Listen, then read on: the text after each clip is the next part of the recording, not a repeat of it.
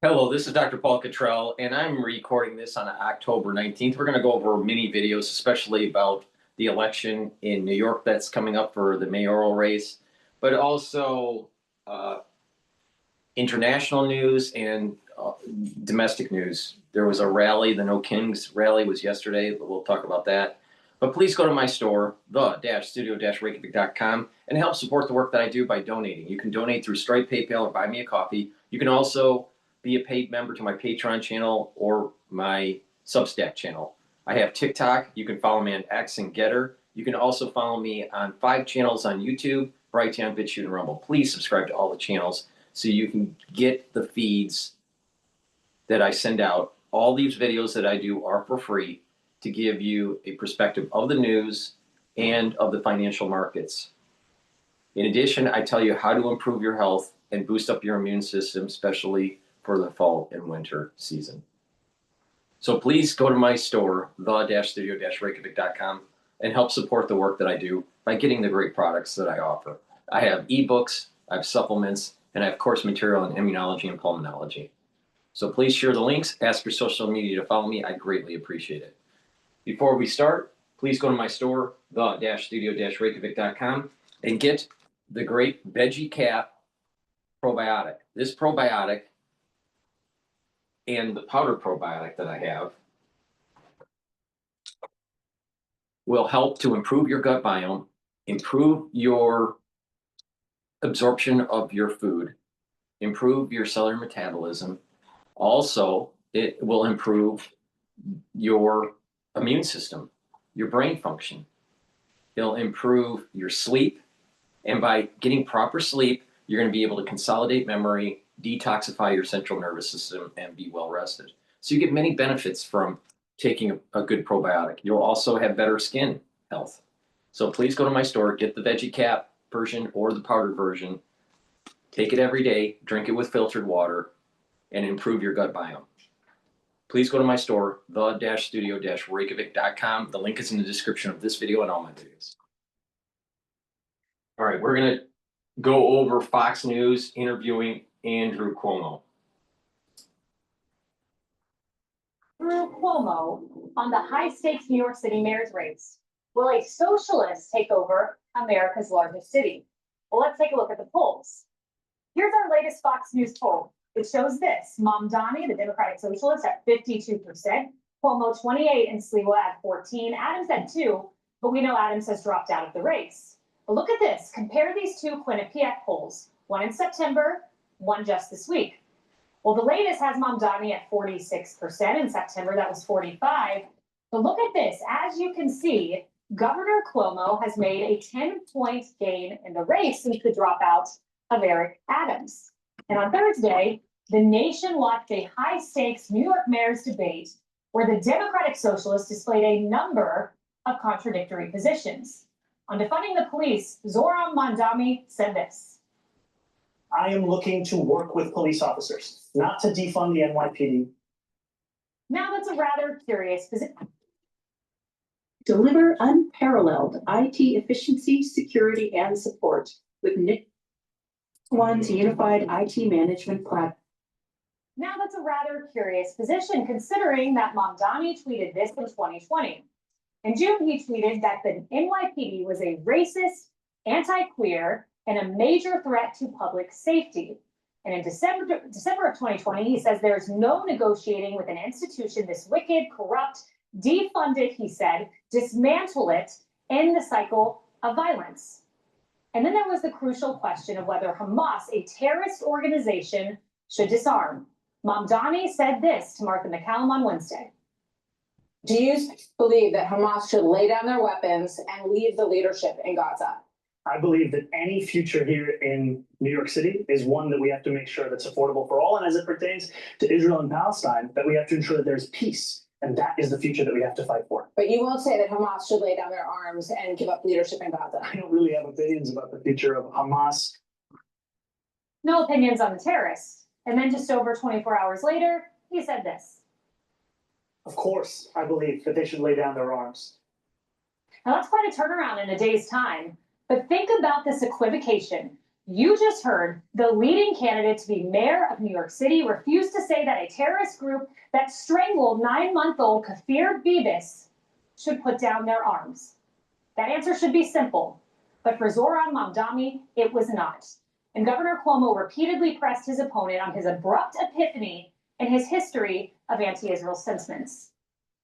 Why wouldn't he condemn Hamas? Why wouldn't he condemn Hassan Piker? Why did it take us here tonight for the first time for him to say it? He still won't denounce globalize the intifada, which means kill all Jews. Just say, I denounce it. He won't do it.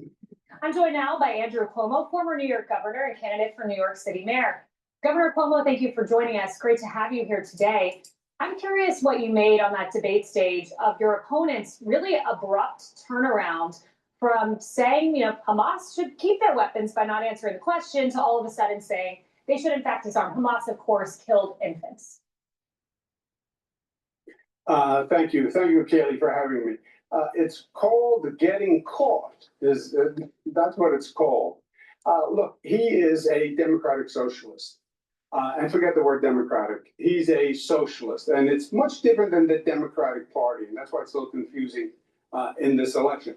And this Democratic Socialist Party has really radical, extreme views. They believe in a socialist economy of Venezuela, Cuba.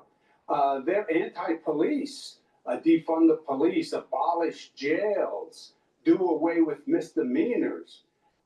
They are really radical and extreme, and that's his base. So he doesn't want to offend the base because they're radical and they're highly disciplined and they won't tolerate any deviation. On the other hand, it's totally out of step with New Yorkers and mainstream New Yorkers. So he's been trying to have it both ways. What happened on the debate stage, and hopefully the press actually starts to follow up and do their job. But you can't reconcile the two positions. And when he gets called on it, that's when he gets caught. So you note that he's not a democratic socialist and he's a full-on socialist. He claims, no, I'm a democratic socialist, there's a difference. But I woke up this morning to a clip of Mamdani, and here's his views on private property. Watch this. My platform is to decommodify. My platform is that every single person should have housing. If there was any system that could guarantee each person housing, whether you call it the abolition of private property or you call it, just a statewide housing guarantee, it is preferable to what is going on right now. No, it's We not. just heard him talk about No, it's the abolition not. of private property. No, it's not, because he obviously doesn't understand the Constitution. Through the Bill of Rights in our constitutional republic, our founders understood that there were individuals that had property and individuals that didn't have property, and that they wanted to make sure that under a constitutional republic that property rights were protected. And what he wants to do is unravel what our founding fathers of the Constitution enshrined and gave to us generation after generation after generation.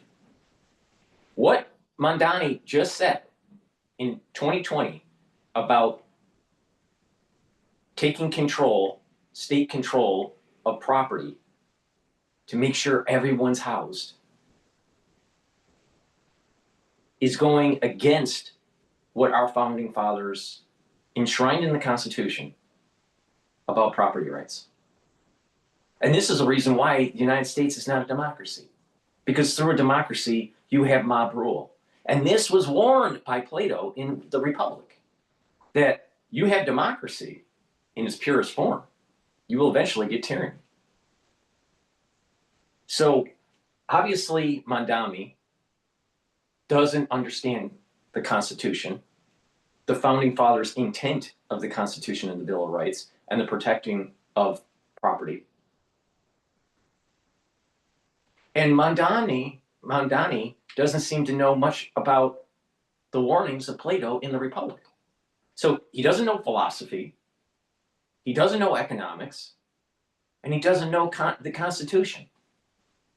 And unfortunately, we have a lot of bleeding heart fucking liberals in New York that are going to vote this guy in. Now, unfortunately, Cuomo is the other candidate. And he's a flawed candidate. But I'm going to have to vote for Cuomo to try to prevent Mamdani from getting in.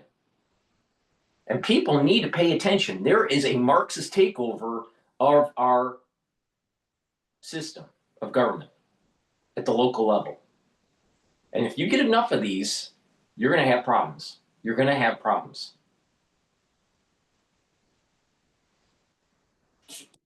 And people need to start pushing back on this ultra-liberal agenda. But Cuomo is a failed candidate, is a flawed candidate. Cuomo is a flawed candidate because of the corruption. This guy's a mobster. He's a mobster.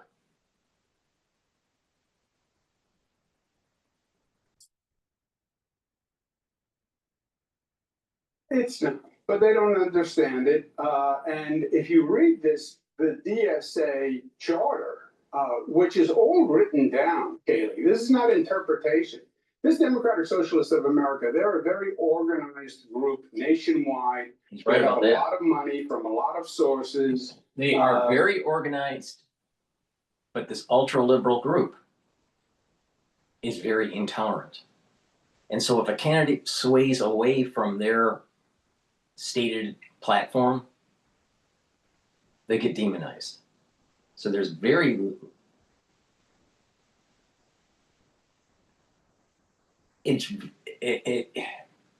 there's very little room for negotiation within that party platform.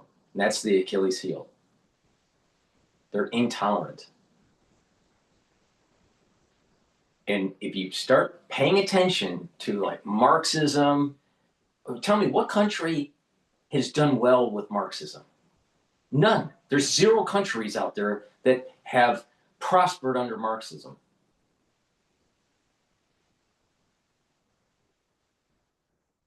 So what's going to happen is there's a high probability that Mamdani is going to get in, and then there's going to be a big question about property rights.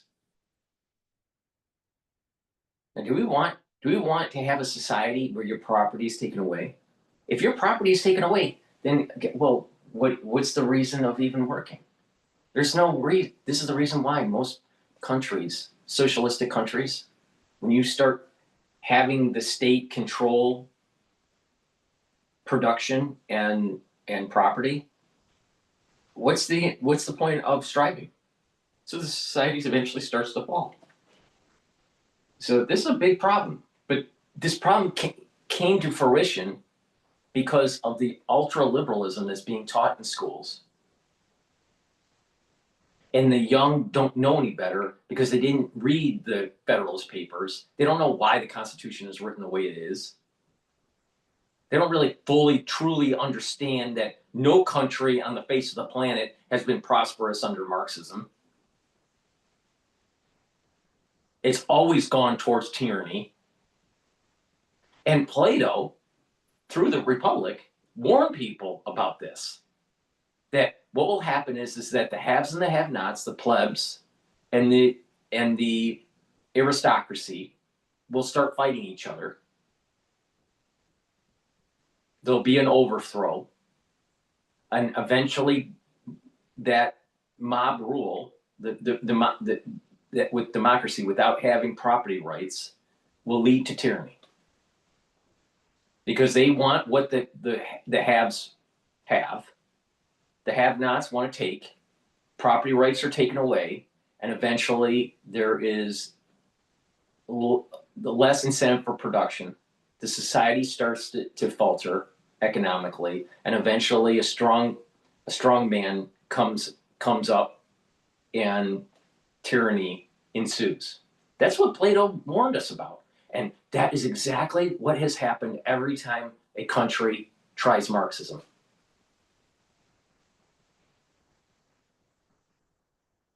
Socialism doesn't work. Capitalism is the best way for a society to move forward. Is it perfect? No, but it is by far more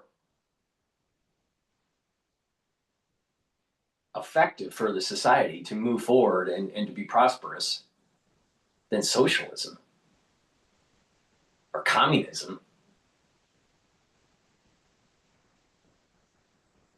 So when the intelligentsia, they think that they know, so much, and they really gravitate to Marxism and all this. Marxism doesn't work. It doesn't work. And Plato was warning also about this very issue, about how the society wants, the workers will want the gains of the upper class.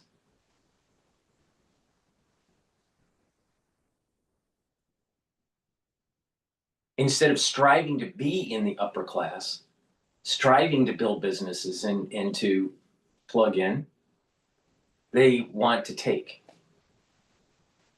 Nietzsche was also warning people about this, between the slavery morality and between the master morality. And the slavery morality is everyone that's not in the upper part of society, that's in the governments of the governing part of society, or even in the the production part of the society, the ones that own the businesses, the capitalists in this case, and the slave morality are the ones that have to work. But the thing is that that's part of that slave morality is that they want something. They want something for nothing. There's also an aspect to them where they're weaker because they couldn't strive to be at the top of the society, and it's tied into religion. The slave morality is tied into religion and how it weakens people. So Nietzsche commented about a lot of this, but we've been warned by philosophers like Plato, beware of this. We've been warned by Nietzsche, beware of this. We've been warned by capitalist economists to beware of this situation. But somehow, some way, the intelligentsia have produced a lot of kids that think that Marxism is the best way to go. And what society has been. How do you prevent, if you have a government that's starting to own the property, how do you prevent tyranny? How do you prevent that? How do you prevent the government being tyrannical? And not just that, it's going against what our founding fathers wanted through property rights. That he's trying to abrogate that. It's crazy. Many questions about whether they have Middle East money coming into them. And you read their platform that they sign. He donates part of his income to the Democratic Socialists of America. See? And their platforms. See? So if you get in, you got to donate your money. See? To build that platform. You see the corruption and the hostage taking that's taking place within that platform. The Democratic Socialist platform. Don't you think that if they were in control of larger parts of society, that they would be doing this too? And it leads to corruption. This is the reason why Marxism never works. And a microcosm is exactly what Cuomo just said. You get in, you gotta pay. You gotta pay the party bosses. It's the same thing with the unions. The unions work the same way. You can't work here unless you're part of the union, but you got to pay your dues, and then the union bosses are living high on the hog.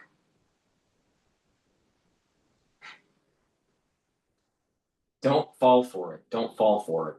Property rights and capitalism is far better than socialism. Clear. Government should control the means of production. there should be no private ownership of real estate. So the American dream of home ownership, that's gone, right? They are purely doctrinaire socialism, plus this anti-police, anti-public safety, anti-criminal justice, no jails, no prison, deconstruct the carceral state, whatever that means. They are rigid in their beliefs, it's codified, and that's who he is. And he's glib and he's facile, and he gives you that little smile and that little grin to seem sincere and genuine, but he's lying to the people of New York. And the closing days of the campaign, you just have to say, is it A or B, right? Fish or fowl, apples or oranges, because what he says to the large audience is totally different than everything he has said for years. Tweets, videos, his words. It's not an interpretation. It's just listen to what the man says. Yeah, it's socialism with a little twinkle in the eye. It's really quite frightening to see. I do want to ask about your plan to bring businesses back to New York City. I'm a Floridian. A lot of New York businesses have fled to Florida, a lot of individual citizens of New York City. And I imagine that fear that these businesses and individuals have is compounded when they look at something like the civil fraud judgment against Trump, which was vacated by a New York City appeals court on the grounds of the 8th Amendment. I imagine they have fear when they hear about a 52% tax rate, which we heard from Zoran Mamdani. What is your plan to bring those businesses back from my home state to your state? What if you were prepared for all those interview curveballs? To your state. Oh no, you're 100%. You're 100% right. And with all due respect to your home state, Kaylee, I intend to get those businesses and people back because New York frightened them into going to Florida. This democratic socialist movement, this didn't just start. This has been growing for years. And it's been very powerful in New York City. It controls the New York City Council. So you have had this steady increase of hostility towards the business community. High taxes, high regulations, this mentality that business is bad, wealth is bad, redistribute wealth, tax the rich. We had a big project that could have come to New York that I worked on for a long time, the Amazon headquarters 25,000 jobs. The socialists stopped it. So they chased businesses away. I want to send a totally different message, which is who I was and who I am.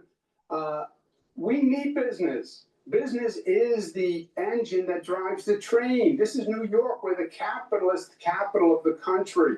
We want entrepreneurs. We want talent. We want you bringing your business here. That's opportunity. That's growth. That's America. And New York is the crystallization of that concept of America. So I'm going to be reaching out to businesses and saying, we get it. I understand what happened. That was wrong. That far left extremism is gone. Come back to New York. We have taxes under control. We want to work with you. We want you to be a vital part of the community. And that's going to be my #1 priority as mayor. It's a big priority. I had your Republican opponent, Curtis Sliwa, on a few weeks ago. He makes the case that there's not a difference between Zoran Mamdani and yourself. Listen to what he said just a few weeks ago. What's the difference between Cuomo and Mamdani when it comes to crime? They vote for no cash bail. Remember, Cuomo started that and destroyed the state of New York. He wants to close Rikers Island. So does Mamdani. They share all of these anti-cop, anti-decent quality of life situations that would diminish New York City even further, put the last nail in the coffin. Your response, Governor. Well, Kaylee, you have to remember who Curtis Sliwa is. He's a shock jock in New York. He's admitted making up stories about the police and about his exploits. So you have to take everything he says with 2 grains of salt. He's now talking about being a champion of the NYPD. He accused them of kidnapping him at one time, and it turned out to be a farce. But no, my position on public safety in Zoran Mamdani is totally different. I want to add 5,000 police officers. We have the lowest level police force in modern political history because this far left socialist mentality defunded the police. At the beginning of your show, he's talking about defunding the police. They did. They took $1 billion from the police and they dropped it down to the lowest level.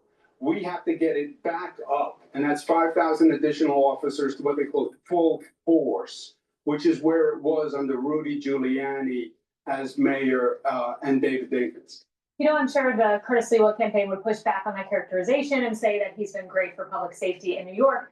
But that aside, I do want to know, you have to win Republican voters, and there are Republican voters who are distrustful, who say, I didn't agree with your policies as governor. How can I cast my vote for you as mayor? And what do you say to those voters? Look, I was governor for 11 years, attorney general before that. I was housing and urban development secretary in the Clinton administration. What I say to Republicans is, we're talking about mayor's job, right? Fiorello LaGuardia, one of the old-time greats, said there's no Democratic or Republican way to pick up the garbage. Being a mayor is a functional management operation systems job. We need to increase police by 5,000. We need to increase affordable housing by 500,000 units because the rents are too high, because the supply is too low. We have to get businesses back to New York with a different mentality. I know how to do that. I know how to make government work.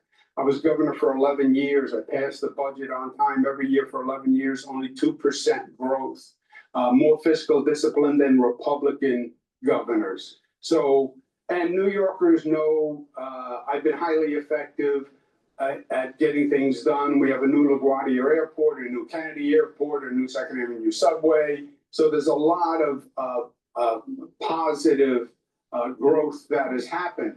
And to Republicans, I say, you're New Yorkers. We're all New Yorkers. And this is about the future of New York and saving New York City. And the only alternative is Zoran Mamdani. Curtis Lewa is not an alternative. He is not a viable candidate. You vote for Curtis, you may as well vote for Zoran Mamdani directly. And if this city becomes a Zoran Mamdani city, a socialist city, it's going to be the death of New York as we know it, whether you're a Democrat or Republican. Yeah, it is a frightening prospect. Governor Andrew Cuomo, great to be with you today. Thank you.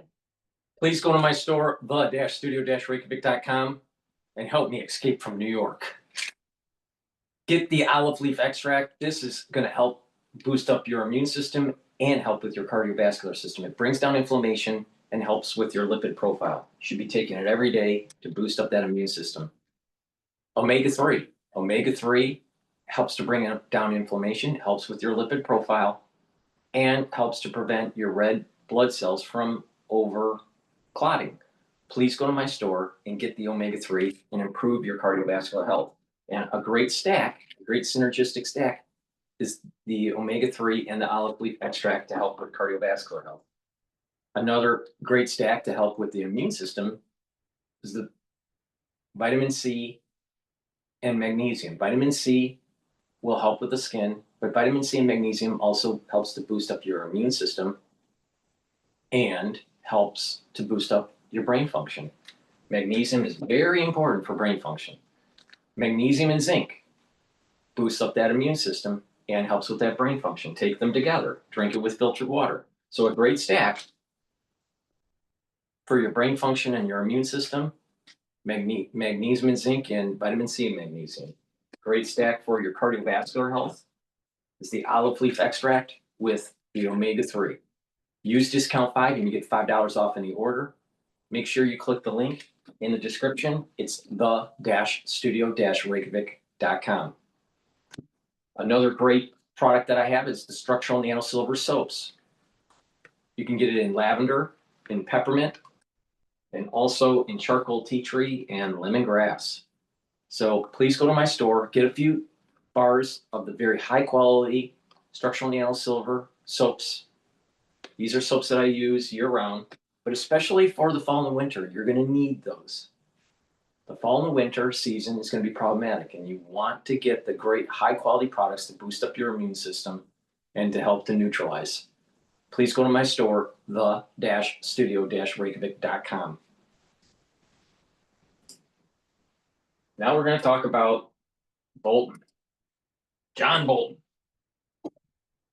And earlier today, former National Security Advisor John Bolton appeared in federal court where he pled not guilty to all 18 charges against him. Bolton indicted yesterday for allegedly illegally retaining and dispersing classified information. Now, Bolton was informed in court today that he faces up to 10 years in prison and a $250,000 fine for each and every count. Now you multiply that by 18, that adds up pretty quickly.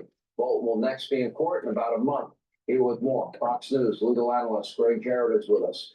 I want your take, but to me, either he shared that information, had that information and shared that information, or he didn't. It seems pretty black and white to me. Is there more nuance than that? No, I think you've nailed it, Sean. You know, some indictments are opaque. This one is not. The evidence appears strong and compelling, not just retaining classified documents criminally, but sharing or transmitting them to people with no security clearance whatsoever. And we're not talking about 1 or 2 records. No, more than 1,000 pages stored on personal electronic devices, as well as paper copies he printed out.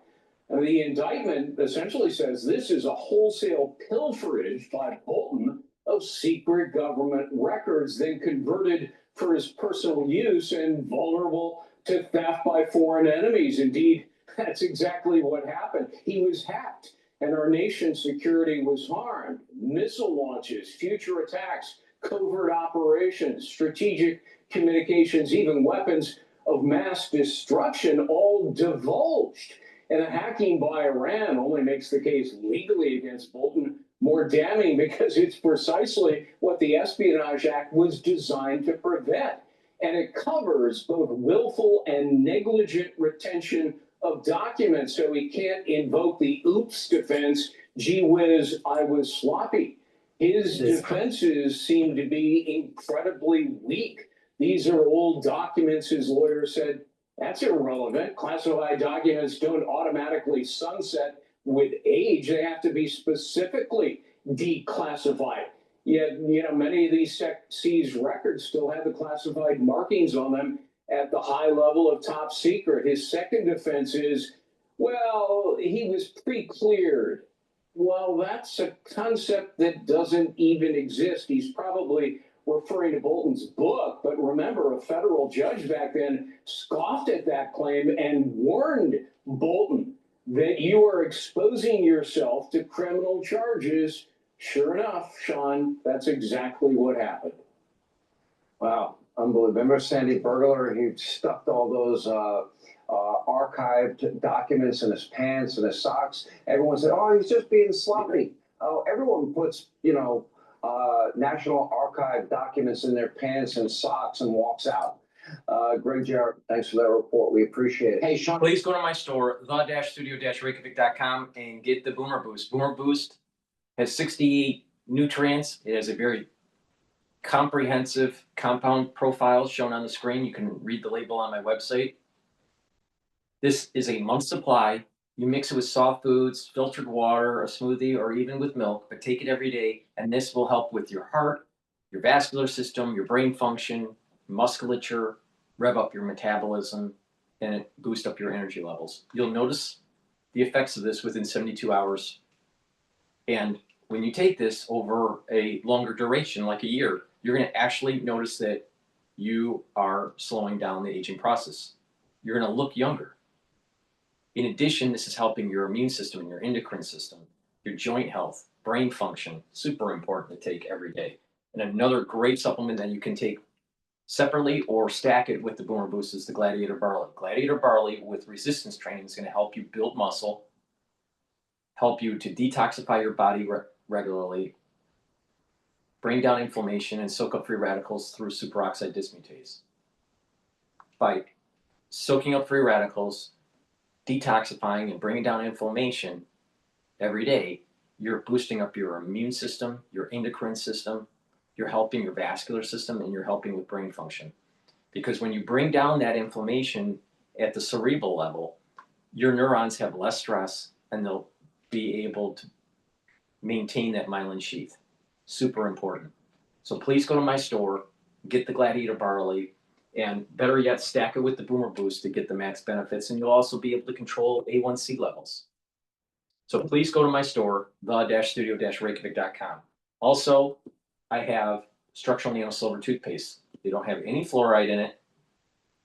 It'll whiten your teeth, freshen your breath, reduce inflammation at the gum line, and help the health of your gum line. In addition, use this during the fall and the winter to neutralize. Super important. During the fall and the winter season, you need to be taking this structural nano silver toothpaste. So please go to my store, get a few tubes of this toothpaste for your household, and be prepared for the fall and the winter season. Make sure you use discount 5, all caps, discount 5. Click the link in the description to my website, the-studio-reykjavik.com. All right, we're going to go to DW about the No Kings protest.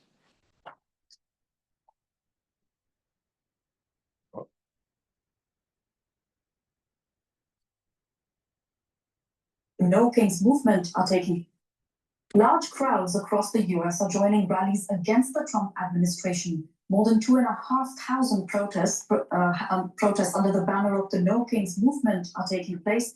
The protesters say they are standing up against Donald Trump's authoritarian policies, accusing him of believing his rule is absolute. Top Republicans have condemned the gatherings, calling them Hate America rallies. A constitution, not a king.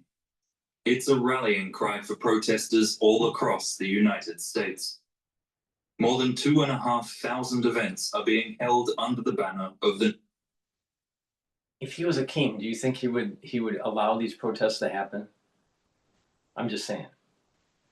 If he was a king, would you think that he would allow Mamdani to run for mayor in New York? I'm just saying. Obviously, we don't have a king. Get real. But these individuals that are pushing socialism, they want a one-party government. They want the democratic rule, one-party rule. They want a Maoist takeover. These individuals that are doing this No Kings rally, all they're basically saying is they don't want Trump to be president. That's really what they're saying. All right? But the Democratic Party wants one-party rule. They want to nullify parts of the Constitution. They want to take away your property. They want to control manufacturing, means of production. That's crazy. Now, what are they saying in the details of their protest? They don't want to get rid of illegal immigrants. They don't want ICE raids.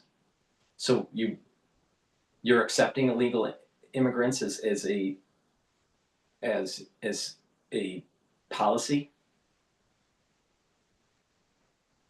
but they're using taxpayer dollars. These illegal immigrants. Why not these tax dollars go to citizens of the United States, not to illegal immigrants? Oh, they don't want Trump to send in the National Guard to clean up the streets of major cities, but they would prefer to have heroin addicts running around, gangs running around, having theft and violence running around. They prefer to have a society devolving. They don't want to get rid of certain agencies or certain employees within the government.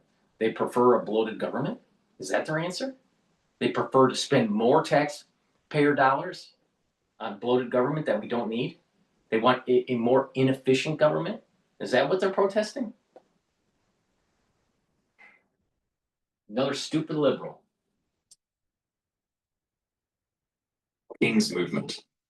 Demonstrators say they're fighting against the Trump administration's authoritarian policies.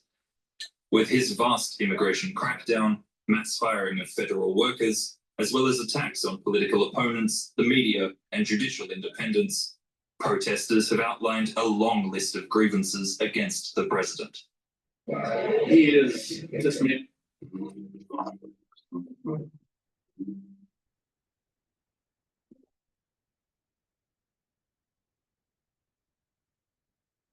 He is dismantling every safeguard that we've had for our country and our democracy, and we need to do something. And How's he dismantling? See, that's a simple statement. He's dismantling every safeguard that we have in our democracy. Well, what exactly did he dismantle? If he does something that the executive branch doesn't have the power to do, and the Supreme Court says that, doesn't he back off? A king wouldn't. But you have Mamdani that wants to take away property. All right. Now, some people may say that I'm conflating two different issues here, the No Kings Rally and the Mamdani. But you got to remember, most of these people that are running, most of these people that are in these protests, the No King protests, they're socialists. They're ultra liberals. They're liberals. And many liberals are socialists. So you need to push back. Here's this is a great example. Someone says, well, he's nullifying all the safeguards that we have. Really? What exactly did he nullify? Really? What? Where he's having ICE agents come in and actually get rid of illegal aliens? But we were supposed to have a border that was protected to prevent illegal aliens from coming in. So he's trying to clean up, Trump is trying to clean up the mess of Biden. See? It's really easy.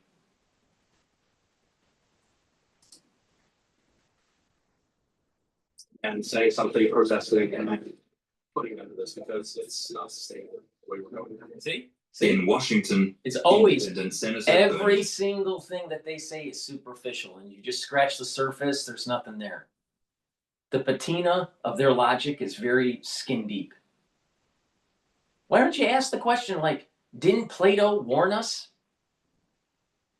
that if you have a runaway mob, if you have a runaway pleb, that you're going to end up having tyranny? Isn't that what socialism will lead to?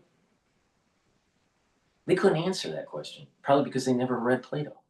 But they probably don't even know who Plato is. They probably don't even know what a republic is.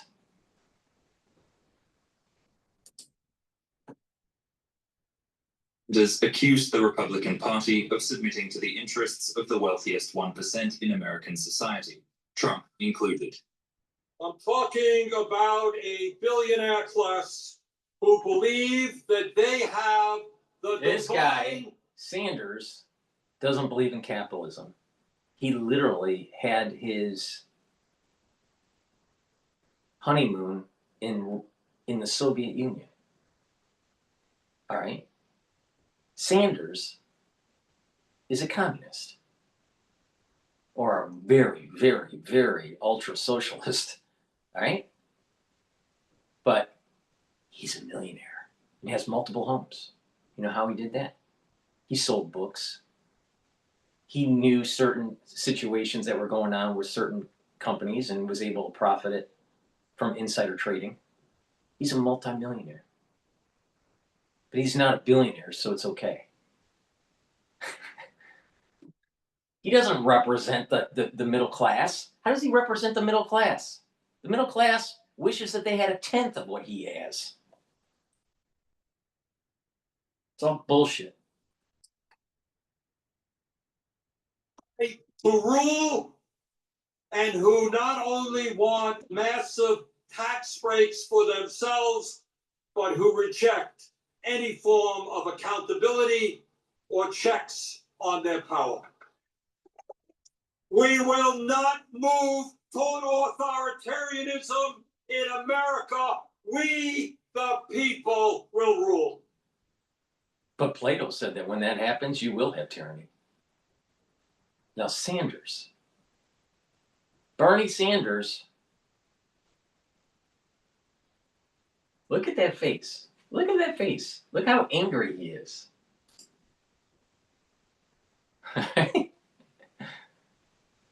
We the people are going to rule. I'm real sure, because I have a ancestor that actually signed the Constitution, that ratified the Constitution for New Jersey. All right? I'm real sure that they were about property rights. I'm real sure that it was about a constitutional republic, not a democracy. I'm 100% sure on that. This guy is saying, get rid of the property rights, get rid of the Bill of Rights, get rid of the idea of a constitutional republic, and be a, quote, democracy, where it's mob rule. And Plato was warning, once you do that, you will get tyranny. So can you imagine, look at these people. Look around. Look around. All right? That's what's happening. This is the plebs trying to rise up and nullify what the founding fathers set in motion with the Constitution. This is not promoting the Constitution here. Not at all. Not at all. Not at all. We the people. Now, he is bringing up a very important point, and that is the billionaire class has too much power through PACs and through lobbying groups, and that there needs to be more provisions that are written into law to prevent that from happening. Now the problem comes in, how much of it can you curtail free speech, with the lobbying group. So there's a lot, but there is some movement going on to try to abolish PACs. But that's what needs to be done, is to try to eliminate the money in politics. But he benefited from money in politics. So it's hard to get the senators and the representatives to actually write laws to prevent the benefits that they're getting. But look at that anger that he has. Look at that. It's we the people. We the people are going to, take over. We have a representative government. And most people in the society are stupid. You want stupid people running the show?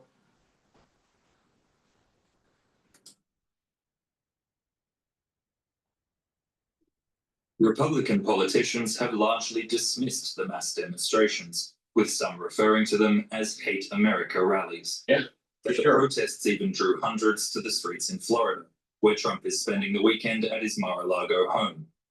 It is intimidating. You do feel silent, because this is Trump and MAGA country down here. But as you can see, there's a lot who also believe in freedom and that the Constitution still matters. For the millions rallying across all 50 states.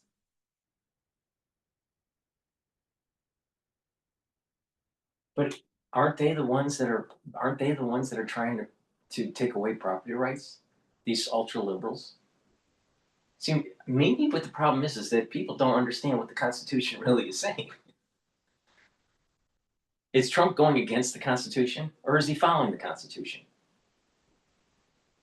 We should not. Here's the reality of the situation here with this whole ICE raid stuff.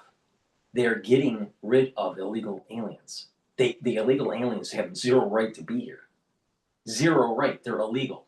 Period.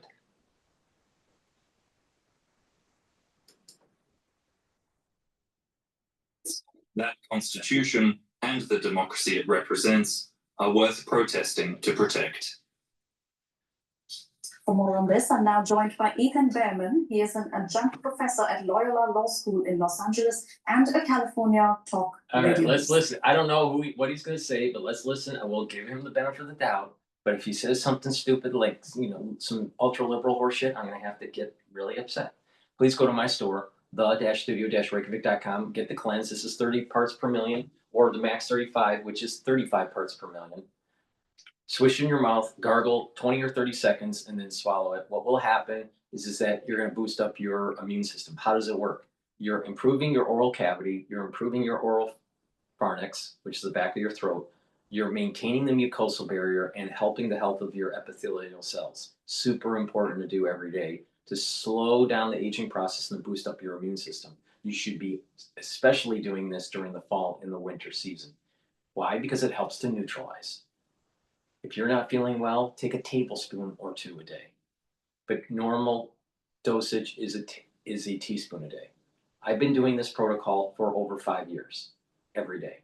Please go to my store, the-studio-reykjavik.com, and get the Max 35 or the cleanse. Take it every day to boost up that immune system, and especially during the fall and the winter. You are going to need this to help to neutralize. Very important. Please go to my store and be prepared for the fall and winter season.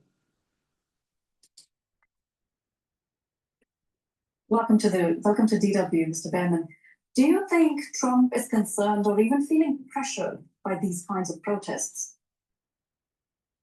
Interestingly, I don't think he's terribly concerned about the protests. The only thing that he's worried about, it appears right now, is whatever it is he thinks it matters in front of his own face at that moment. More importantly, part of what these protests are likely connected to is the ongoing effort by the Trump administration to pressure states into further gerrymandering districts so they don't lose the midterm House elections next year. So he's a king, but he's not.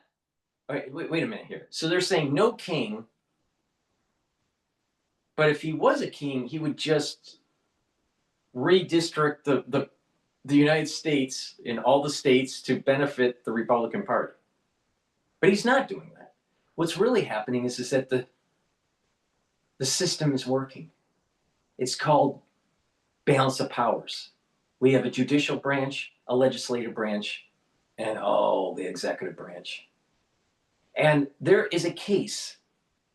The voter rights are being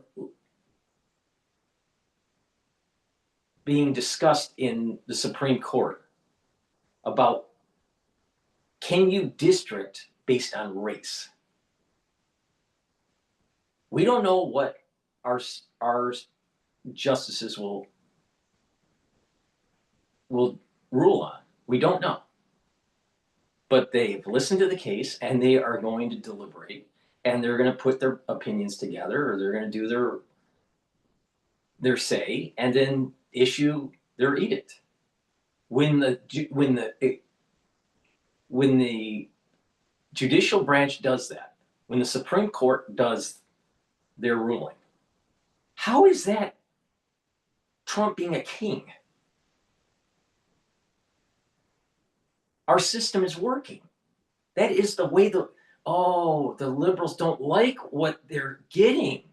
They don't like what the Supreme Court may say. And because there's a lot of conservative judges, it must be Trump's a king. Really? If Trump was a king, he wouldn't need the Supreme Court. So what this is really is ultra liberals not getting what they want. But our founding fathers said there are going to be groups of people that don't get what they want, and there are going to be groups of people that do get what they want. But it's going to be based on a balance of powers: judicial, legislative, and executive. And the system is working.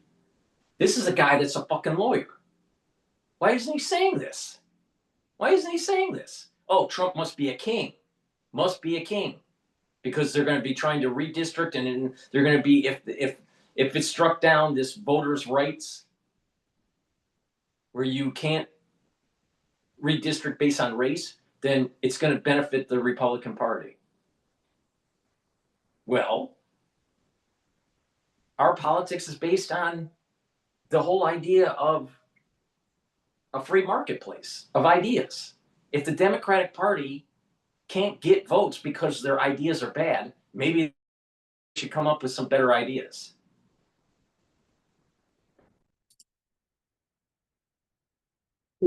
this kind of complete power that President Trump has over the federal government right now.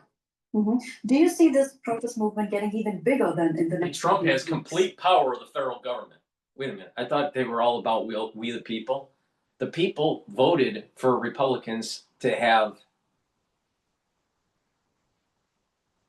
control of the House. The people voted for the Republicans to have control of the Senate. The people voted for the Republicans to have power in the executive branch. And over different elections, it so happened that there are more conservative justices on the Supreme Court. But how is that Trump being a king? Wasn't it the will of the people that actually voted them in? And now we have representative government? The system is working. This is what the people want. All right? But if you have pure democracy where you don't really have true representative government, it's mob rule. And mob rule will try to erode property rights. And that's exactly what we're starting to see with Mamdani. The masses are upset and they need to take away property from people. This was warned. This was warned by the philosophers of yesteryear. They hear. I should have known he was a fucking liberal by just looking at his glasses. God, I can't take it anymore. These people are nuts. Nuts. Absolutely nuts. But what they'll do is they'll get on to mainstream media and try to demonize Trump. And the thing is that what is happening in our government is exactly what our founding fathers wanted. A representative government that's working. It's working. We don't know what the Supreme Court's going to say about the voters' rights in terms of racial profiling a certain region. We don't know. They haven't stated what they're gonna how they're gonna rule. Now, most likely, the probability is that they're gonna strike it down, and that you can't use race as a criteria. But what's wrong with that? Should we use race as a criteria? Because if you can use race as a criteria, then you might as well say, well, maybe we'll just use Indians in this region, or just whites in this region. Does that seem fair? No, of course not. So again, I get back to the statement, if the Democrats aren't winning because they have bad ideas, maybe the idea is not protesting. Maybe they should just come up with better ideas.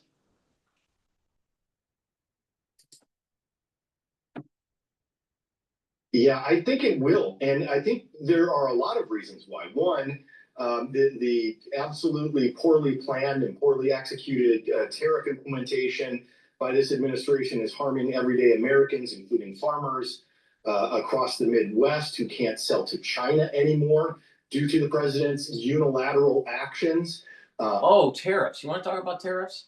Tariffs is a means to bring in government revenue, but it's also a lever to convince corporations to come back to the United States and to help with their manufacturing. Now, if we're going to have a war with China, you better have the economic prowess to be able to sustain the war effort. Secondly, by bringing back manufacturing jobs through increasing tariffs on certain goods in certain companies, then you're building the economic cluster so you have a higher GDP. And if you have a higher GDP, you'll have a lower debt to GDP ratio. In addition, like I said, tariffs is a means for revenues to come into the government. Another means is to raise taxes or to issue more debt. Now, would you rather issue more debt, raise your taxes, or have tariffs? Those are the three ways that you're going to get more tax revenue, more revenue for the government. There's a fourth one, and that is if you have a growing economy, you have more tax revenue. But it's through taxes, through debt issuance, or through debt or through tariffs, where money is flowing in as revenue to the government. Now, the worst one is actually debt because it's the most pernicious. It's the most long lasting. So what do you want? It seems to me that bringing back the economic clustering to the United States is a good thing for everybody because it will allow for more jobs to be created, more businesses to be created, especially with the creative destruction of artificial intelligence. But here, stupid liberal that can't see the forest through the trees. Maybe he needs to get a better prescription for his glasses because obviously he's not seeing things correctly. Further, we have the layoffs and the furloughs from the federal government that are affecting now numerous communities around the United States, including Trump voting communities such as Ogden, Utah. And so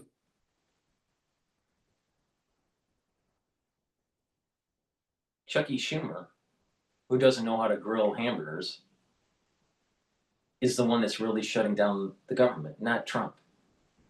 See, the Democratic Party really wanted to just spend more money for Obamacare. And the Republicans are saying no. And not just that, we have a bloated out government. And a great way to trim it, why do we assume that government should just continue to grow and not be more efficient? Every corporation does it. They do trimming of their staff. They do reorganization. They try to increase productivity. You don't see that in government. Government's all bloated. It's time to trim it. But he thinks that bloated government is better?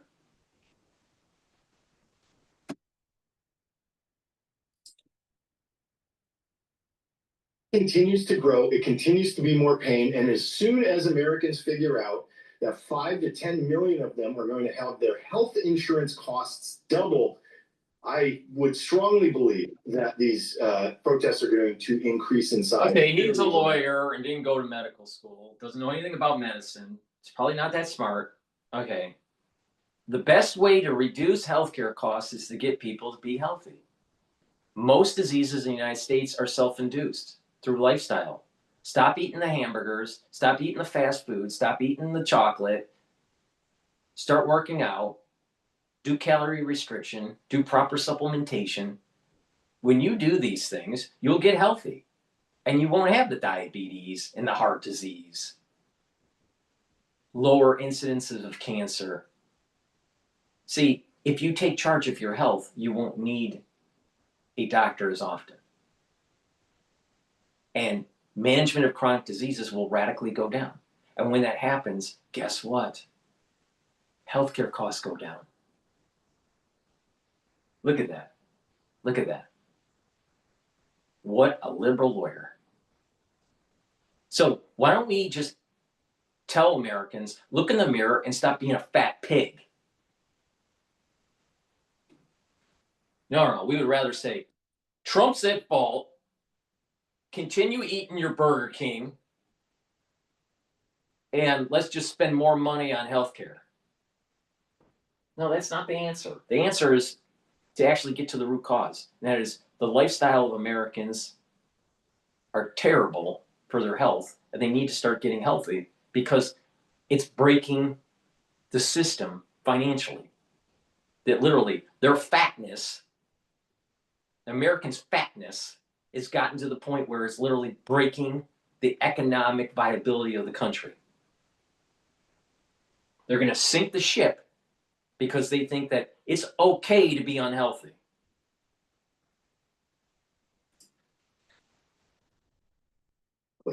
Fairly dramatically. Okay. Now, top Democrats have also joined these protests. Could this be a chance for them to strengthen their party? No.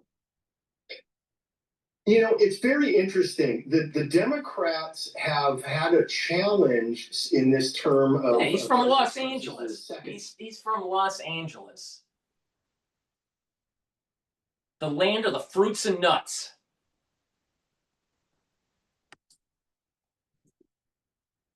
He's been in office about 9 more months now, this time around. And they have had a very difficult time coalescing around singular and easy to understand messages.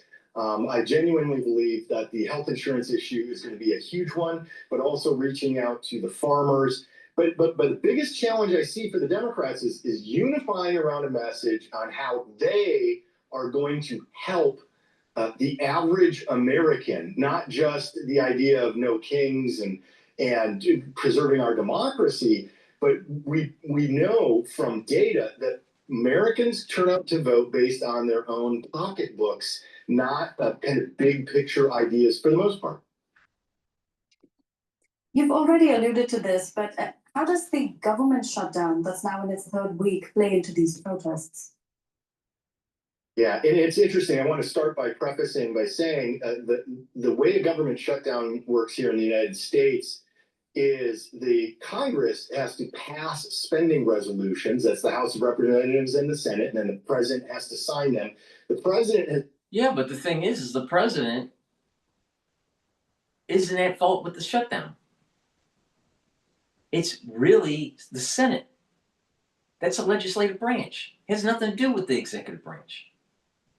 But I thought that they were protesting that Trump's the king. Shouldn't they be protesting the Senate?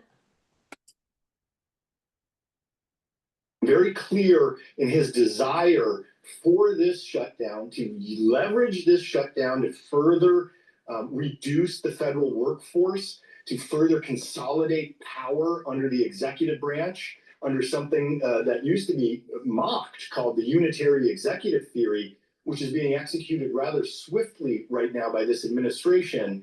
So the government shutdown is actually something the Republicans have total control over. And before anybody wants to argue that point, they did it with Trump judicial nominees. You don't have to have any Democratic votes in the Senate.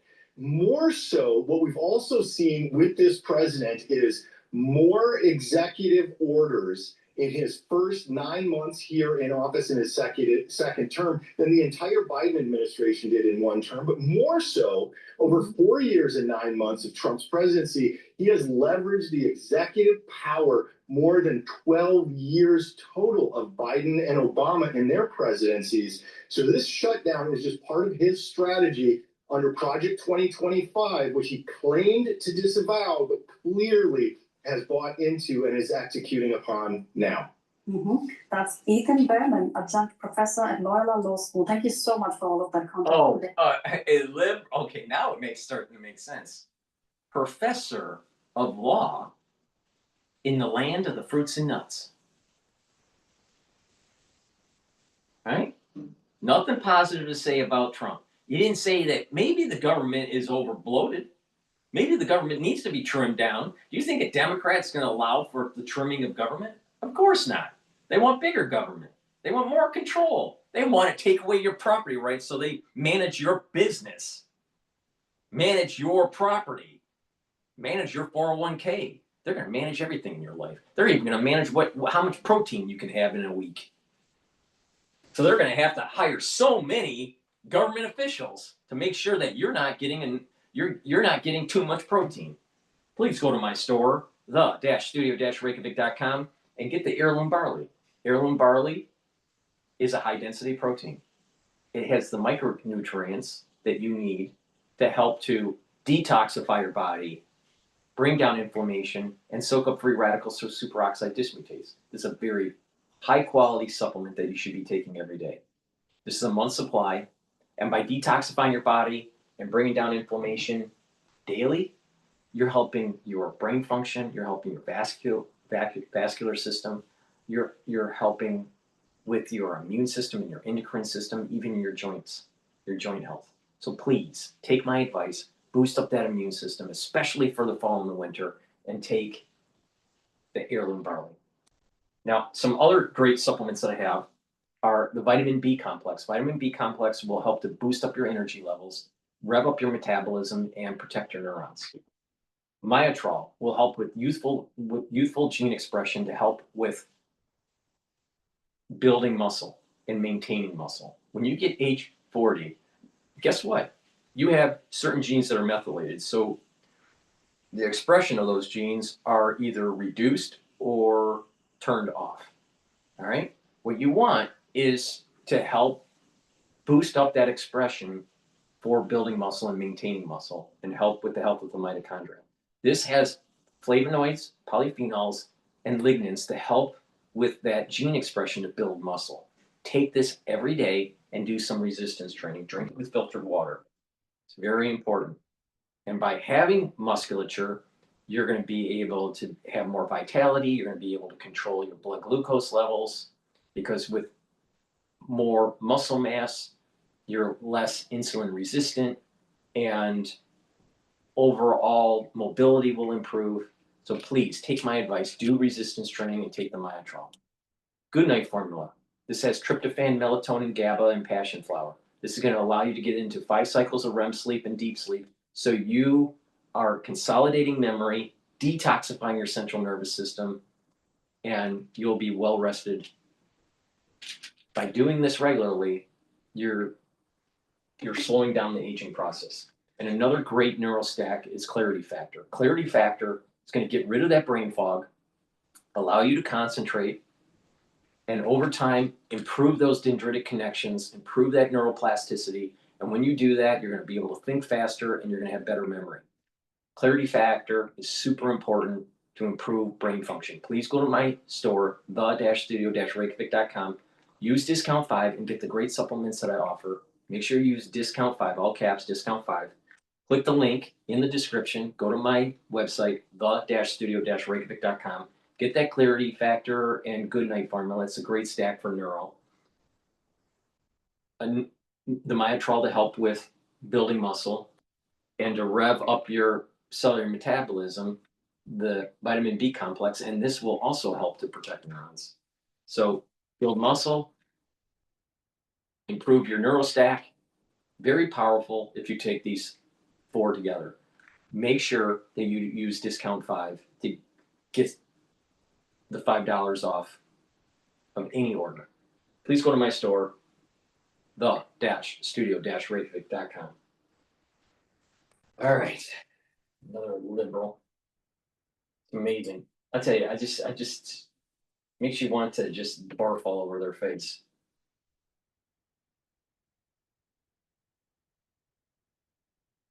All right.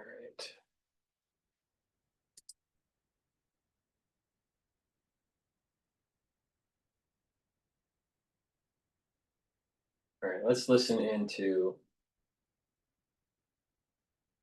Here's why. 1, lift up like no.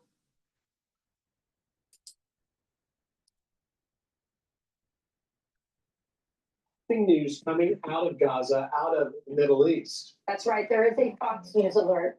Israel carrying out retaliatory strikes in Gaza after Hamas violated the new ceasefire deal by attacking Israeli soldiers on the Strip. Chief Political Correspondent Craig Yanks joins us live in Tel Aviv with the latest. Hey, says Craig. Yeah, hey guys, good morning. Israel says Hamas has violated the ceasefire agreement by launching a rocket-propelled grenade and sniper attacks against Israeli forces within the enclave. The Israelis have already responded, striking targets in the southern and northern parts of Gaza. And we do have some new information for you. The office of the Israeli Prime Minister Benjamin Netanyahu releasing a statement just minutes ago saying there was a security consultation held after that violation with the top security echelon here in Israel and the country's defense minister, and that the prime minister has instructed the military to act forcefully against terror targets inside the Gaza Strip. We're getting a similar statement from the Israeli military saying the IDF will respond firmly. So we can expect more Israeli strikes throughout Gaza later today as the Israelis try to set a new precedent with Hamas that these attacks will not be tolerated within the Gaza Strip. Remember, the Israelis still control around 53% of Gaza as part of the phase 1 of President Trump's peace plan in the Middle East. That is expected to change if the plan moves forward. But the Israelis are committed, they say, to striking Hamas if there are violations to the agreement. Already we've heard from top Israeli ministers, including Itamar Ben-Gvir and Bezalel Smotrich. They are encouraging the prime minister to return to war. We should be very clear here, though. Just because Hamas has violated the ceasefire agreement doesn't mean the deal is over. These ceasefires are never pretty, and there are often violations to them, but we understand that it still remains in place. And Hamas is releasing a statement of their own saying they weren't aware of any sort of movement in the southern part of Gaza, but the Israelis, like we said, are expected to respond later today. Hamas still must release the bodies of 16 hostages as phase one remains underway. Overnight, 2 additional remains were released by the terror organization. As this moves forward, though, there are questions about how negotiators are going to be able to hold together this agreement. Remember, the president, as part of this larger plan, is still calling on Hamas to lay down their weapons, to disarm and leave the Gaza Strip, or to commit to peace. With the violation today, certainly this raised. Hopefully, I have my show with John Hope tonight at 10 p.m. So just if you're watching, please make sure that you watch the live version. I also will release on the other channels. So that will be tonight at 10 p.m. Now, I said to John 2 weeks ago, I did not think that this ceasefire would last, that the ceasefire would be signed, but it wouldn't last. He didn't think it would even be signed. And I also said that it's very important that this false peace is going to rear its, the negativeness of this false peace is going to be a curse on the world after September 11th of 2026, because that's when Rosh Hashanah is coinciding with Shabbos, and you're not supposed to blow the shofar. When you don't blow the shofar on Shabbos because of Rosh Hashanah, all right, then what will happen is that it doesn't silence Satan, and therefore there's a curse that comes down. Now that curse can be on a local unit like a person, or a larger unit like a community, or even a larger unit like a country, or even a larger unit, a large region, or the world. Now, if you look at the history of what has been going on for several decades, there has been times when that Satan hasn't been silenced because Rosh Hashanah is coinciding with Shabbos, and there's no blowing the shofar. And it starts at the curse level of the Orthodox community, where there's either hostages or people are killed, because of some sort of terrorism. And then it gets to the point where it goes into the secular community, and then more nationwide, and then regional, and then worldwide. Right? So I think that this curse that's coming up on September 11th is going to rear itself in 2026 and into 2027, because the Jewish calendar is based on the lunar calendar. So it's going to start September 11th, 2026, all the way into October of 2027. When this happens, the world is going to see tumultuous things. Financial problems, conflict and war. There's a potentiality of having a war in the Pacific over Taiwan. Russia and Ukraine may get worse. Maybe Article 5 will be issued. There might be a crash in the financial system in 2027. So beware what is happening. Now, John didn't think that was going to take place, but I'm telling you, I'm concerned about it. I'm very concerned about it. Now, if there is a lasting peace, then this probably won't happen. But it seems like there's a false peace here that was pushed, and that the world will be cursed because of this. Because of the world community not being able to come together and to de-escalate this.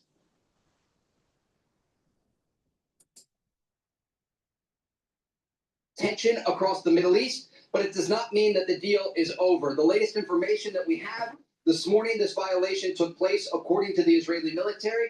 And again, we can expect more Israeli response later today, likely in the form of airstrikes targeting Hamas inside the Gaza Strip. Guys? And so, Trey, as you mentioned earlier, talking with us, you're not surprised. We spoke to a IDF soldier in the last hour who served over in Gaza since October 7th. He's not surprised. But is it different now as they try and hold this ceasefire together that you have Arab countries buying into this plan?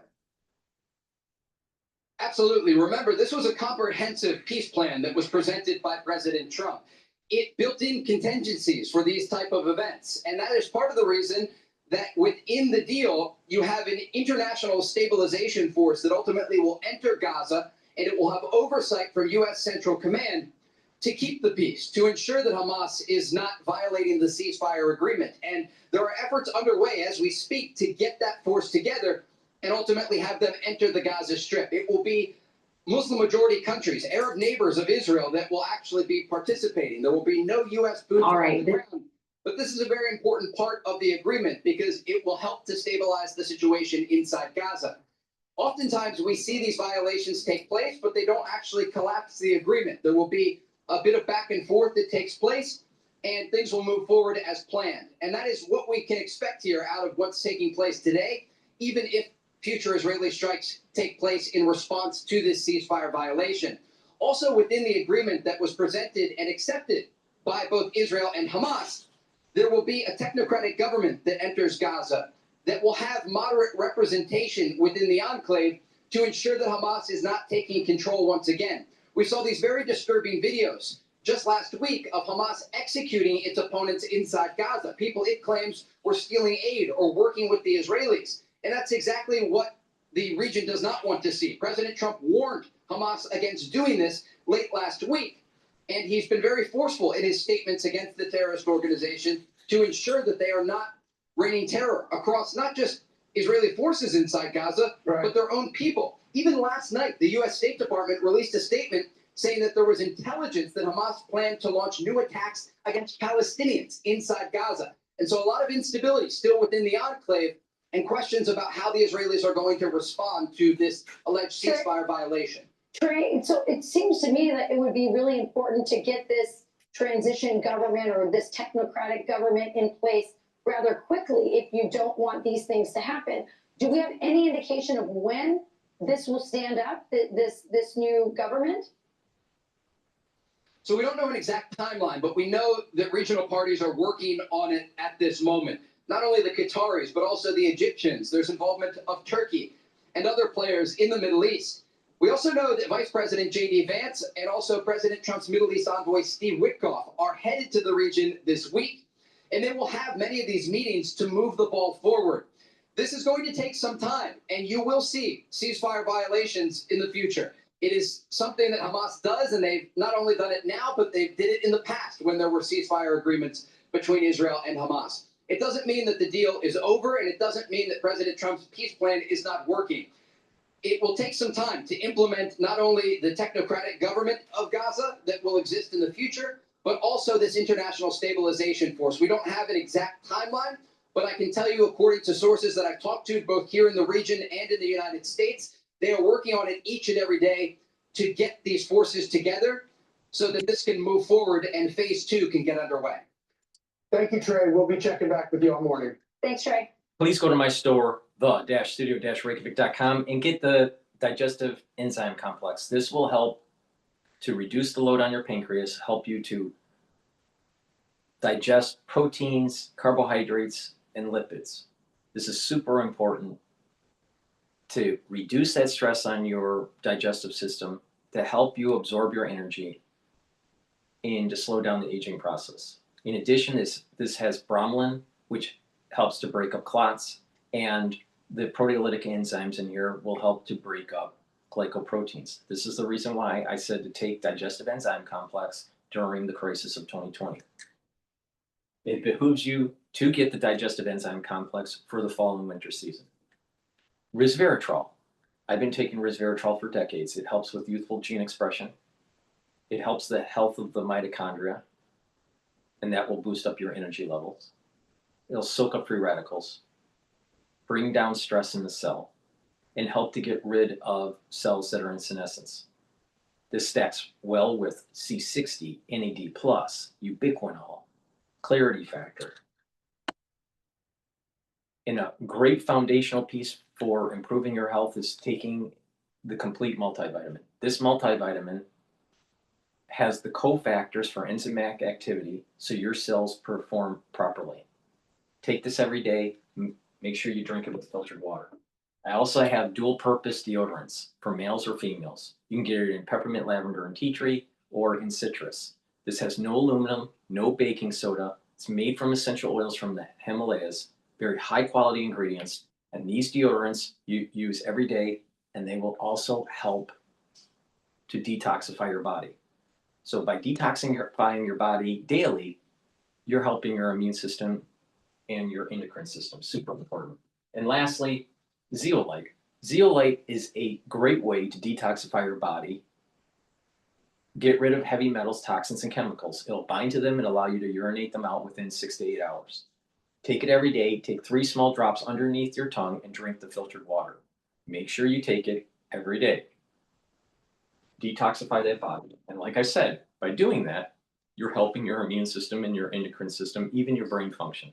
Because when you are getting rid of those toxins, your body will perform better.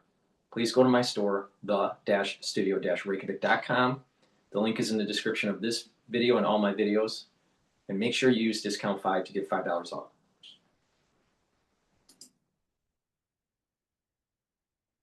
News out of France, there has been a robbery at the world-famous Louvre Museum in Paris.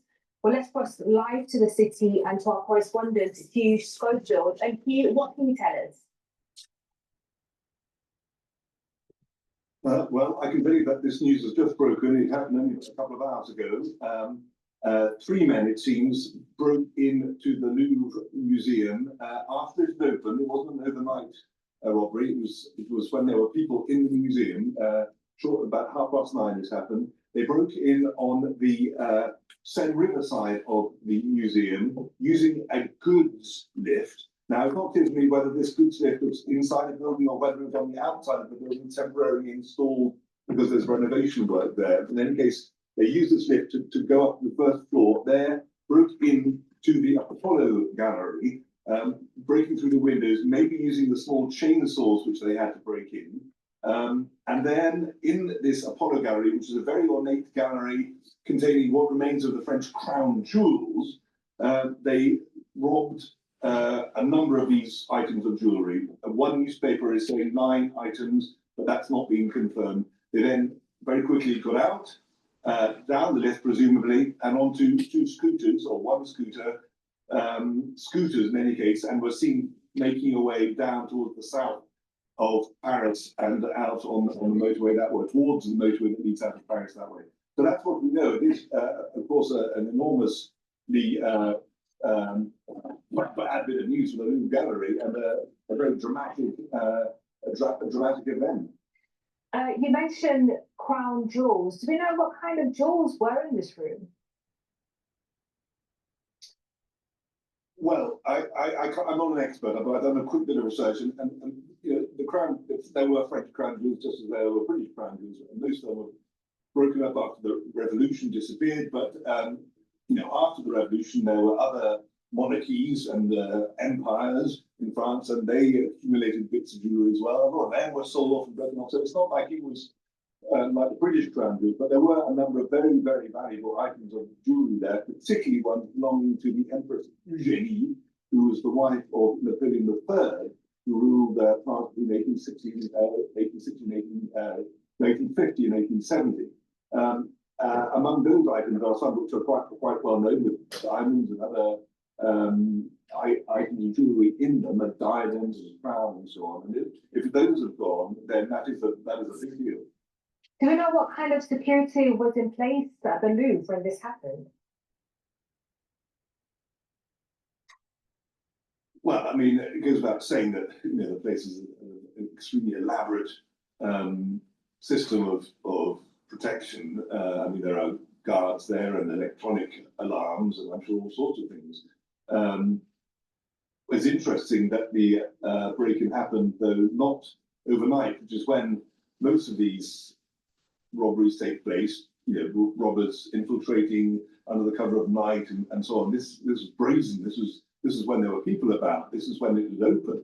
But I guess they imagined they could do it sufficiently quickly that they could get in and out before being stopped. And I suppose that this, well, I imagine, but I'm speculating here that this renovation work might have allowed them access that they would not otherwise have been able to have if they could get up on a special lift that was there. But all this remains to be elucidated. We need to find out the value of the hall, what exactly has gone, whether it is indeed these jewels from the Emperor Eugenie's collection, how much that is worth, and how they got in. We just don't know. But it's certainly, in my recollection, the biggest, well, the most dramatic breaking of the Louvre that there's been. I can't recall any other like this. And of course, the investigation is underway by the authorities as well.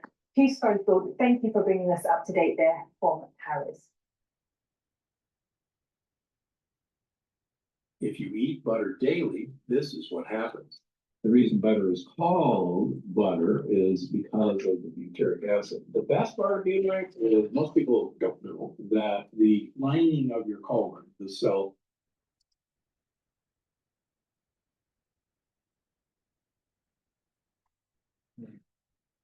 Markets about the yesterday semiconductor. were a little bit on edge, to say the least. Are there lots more credit cockroaches out there in your view? And not more of a downcline, but the beginning of an upcline. So listen, my next guest says last Friday's flush was the beginning of the fourth quarter rally, and not more of a downcline, but the beginning of an upcline. And I got to tell you something. I want to show you to check this out. Right, the list of clients at Bank of America. And sorry, Rich Ross is with this. Sorry, Rich.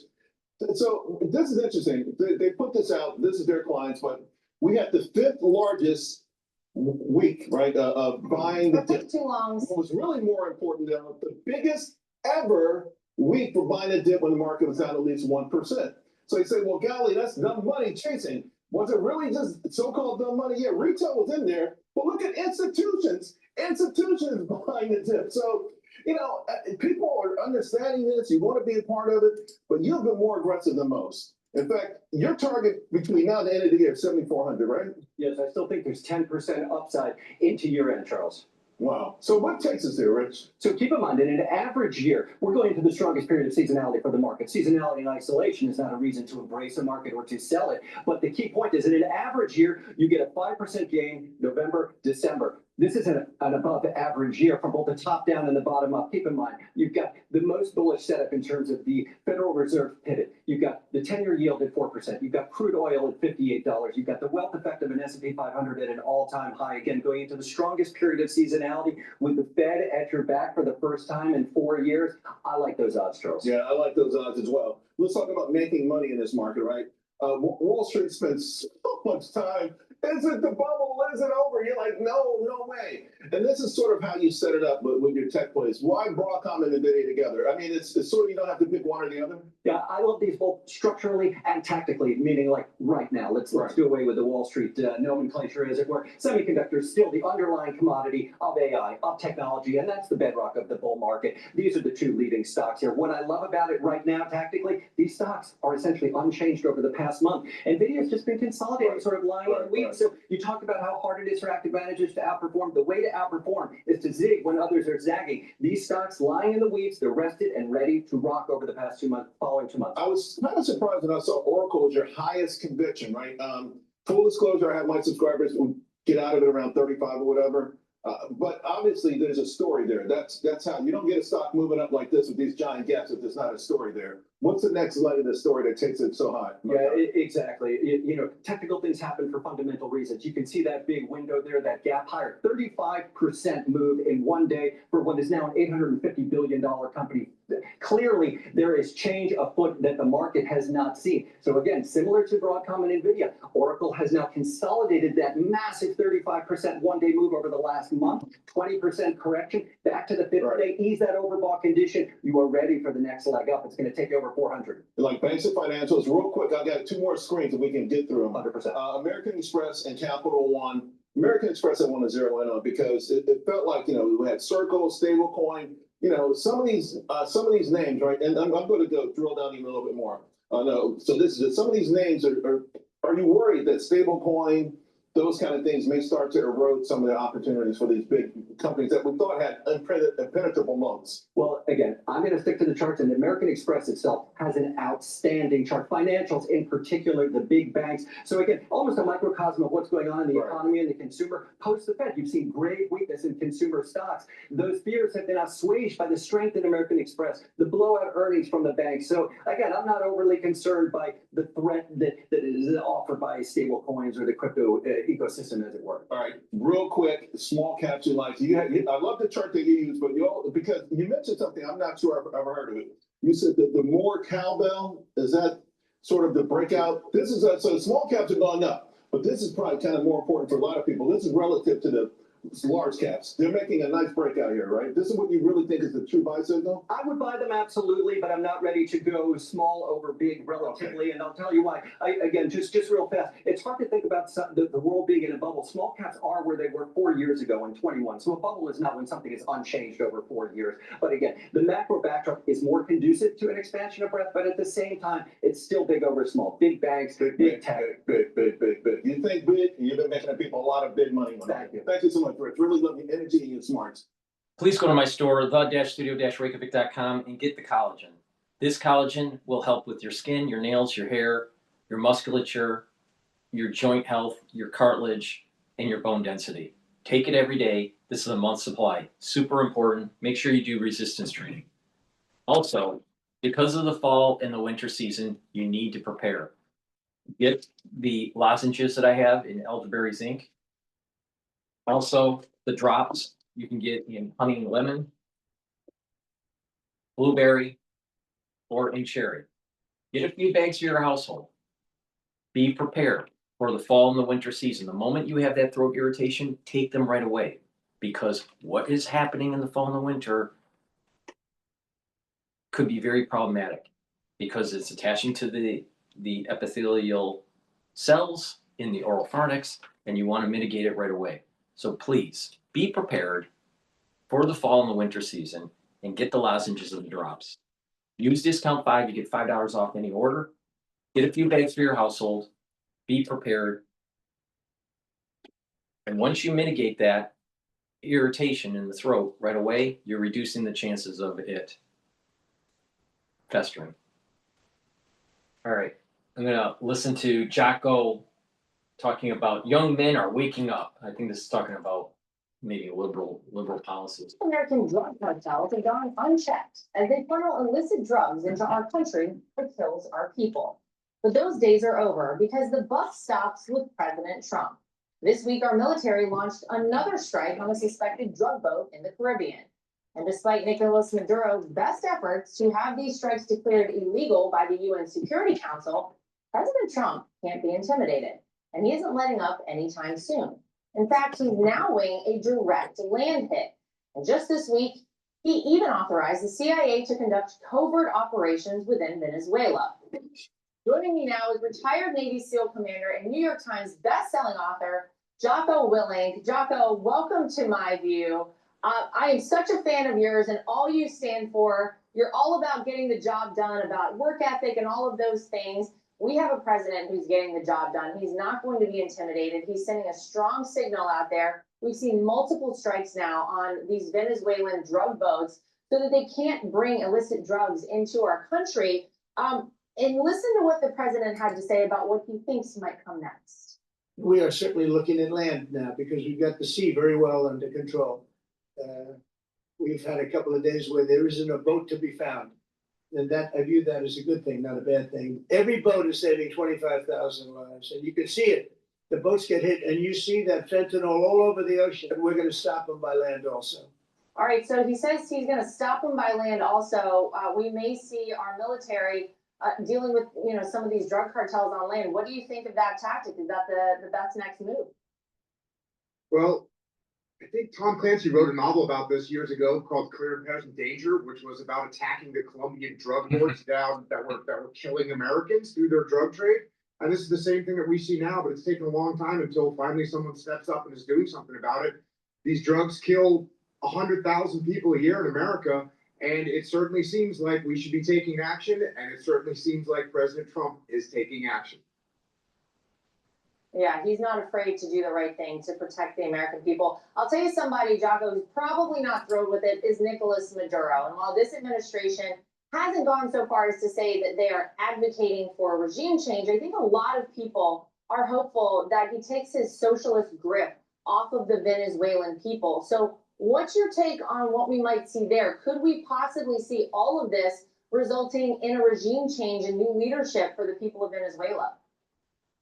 There's no doubt that this activity is going to cause all kinds of disruption to the economic systems down there, the political systems down there. And this is the kind of thing that can lead to uprisals in the country. So there's going to be a lot of pressure. It'll be interesting to see the way it plays out. And I think we'll be finding that out in the coming months. Well, speaking of crazy socialists and people who apparently are hell-bent on destroying things, AOC did a bit of a CNN town hall this week, and listen to what she had to say about Republicans apparently radicalizing young men. Listen to this. They are able to radicalize and target and exploit a generation of young boys, in particular, away from healthy masculinity. What? Wait. You have the Democratic Party that has captured the Department of Education and has been pushing gender dysphoria, pushing trans athletes in women's sports, pushing the pride, movement to school kids, elementary school kids. What is this? The Democratic Party is trying to brainwash kids. And then she's getting up on stage saying it's the Republicans that are doing this? What? No, what we need is to say it's God, country, and family. All right? It's really simple. You have to have spirituality in your life. You have to have affinity to the flag and to the country to build some morality. And you have to have a sense of responsibility for family. And when you do that, you have a better society. And this idea of becoming more athletic, this idea of getting in shape and being a sheepdog, what's wrong with that? What's wrong with that? Oh, that's unhealthy masculinity. So they'd rather have a bunch of soy boys than people that are into sports. Because when you're into sports, you're ready for a war. When you're into sports, you're getting healthier. And when you're into sports, you learn these other skills like teamship and working together. Leadership skills come out of that. Super important. Super important. You have a bunch of soy boys, guess what? You don't have the leadership skills. You don't have the musculature. You don't have the bone density. You don't have the kinematics. And you're sure as hell ain't prepared for war. This woman is a fucking dipshit. To an insecure masculinity that requires the domination of others who are poorer, browner, darker, or a different gender than them. Jocko, you've written a book series, Way of the Warrior. First of all, in the military, it takes all races. It's not just white. There's lots of brown and Latinos. And what is she talking about? You look at sports, even in the Ivy League, there are different nationalities in football or in soccer. What is she talking about? We are the most colorblind generation in American history. And she's making it sound like it's 1850s. And you talk about lessons you learned as a Navy SEAL and in all of your training there. So I would love to get your take on what you just heard there from AOC. Do you think Republicans are radicalizing young men? No, actually, I would say the opposite. I think that it's actually the left-wing radicals that have done more to push young men towards conservative because they've been telling for the last several years, they've been saying that these young men are evil, that competition is bad, that hard work is bad, that the military is bad, police are bad. They're saying that steak and V8 engines are bad, and that family and God and country are bad. See, this is exactly what I'm talking about. This is I've been saying this God, country, and family stuff for years. All right, for years, because that's the foundation of society. And you listen to an ultra liberal, they're against God, they're against family, and they're against country.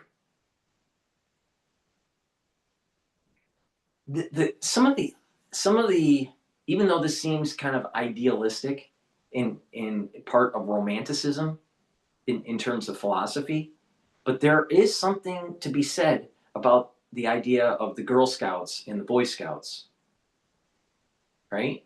It set certain moral codes at a young age so they could be productive citizens later in life, all right? But you listen to the ultra liberals today, they weren't just a bunch of soy boys.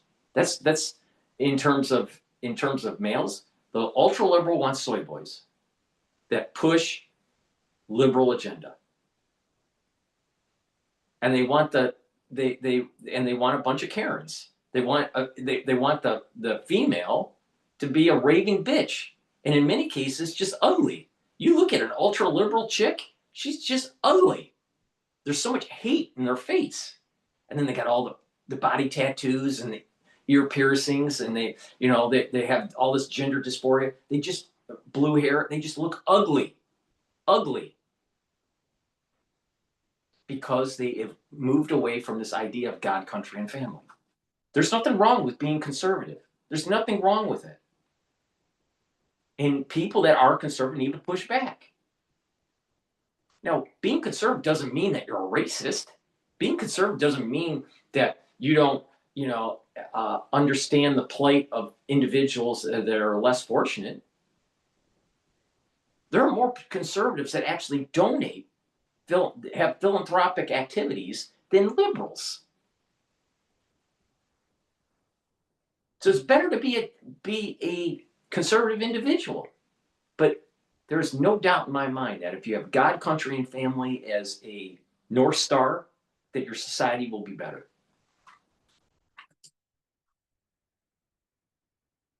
They're going to react to it. And I think they're trying to get young men to suppress their natural instincts, their natural instincts to be strong, their natural instincts to be assertive, their natural instincts to be protective. And when you try and suppress someone, what do? They're going to lean back into their natural instincts. And so I think that the left wings, the far left, might be imposing their views too much. This is a reason why they want the gender dysphoria and the soy boys, because when you have the soy boys, what's happening with the soy boys? The soy boys, they're reducing their testosterone levels. All right. Well, if you reduce the testosterone level and then you have this pulse sociologically with this gender dysphoria, you're going to try to suppress those natural instincts. So there is a concerted effort to try to demasculinate the society. But the thing is, you stay away from that soy. You don't get the sociological pulse that's being projected on the youth for gender dysphoria. And you are competitive and you're athletic and you take the ideals of, learning more, then you're going to be just a more protective individual and a team player. Compare someone that is athletic, good with their academics, that has a moral compass, that has God, country, and family in their life. They're a better citizen than a soy boy. I mean, if you have to fight in a war, do you want a soy boy fighting for you, or someone that is really good in sports, right? But not just it. Back in the day, they were trying to demonize jocks. You know, it was always the dumb jock versus the academic. This is part of, I think, the beginnings of this liberal BS in academia. But if you really think about Greek ideal or the Roman ideal, the Roman and the Greek ideal is really athletics with academics. They weren't separate, they were together because there was a holistic idea that you improve your body through athletics and you improve your mind through academics. Socrates, he fought in wars, but he was one of the biggest philosophers of the Western civilization. Way more important than any philosopher today or, you know, any academic. And that was Socrates. Aristotle. I'm pretty sure it was Aristotle that also fought in the wars, was part of the military. So there's many people that are athletic, that were part of the military, and that were academic, and that were philosophical leaders. So don't fall into the trap that to be a philosopher or to be an academic, that you have to be a soy boy. No, actually, if you couple athletics with academic attainment, that is a better holistic person.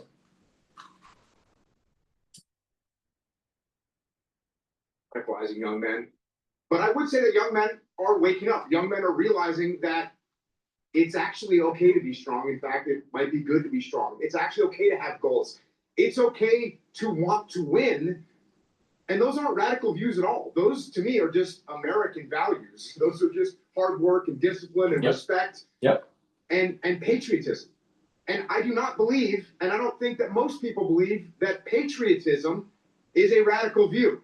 And yes, I put those values out inside my kids' books, Way of the Warrior Kid, where young girls and boys can recognize that things like hard work and discipline will pay off in the long run, and that is the American way.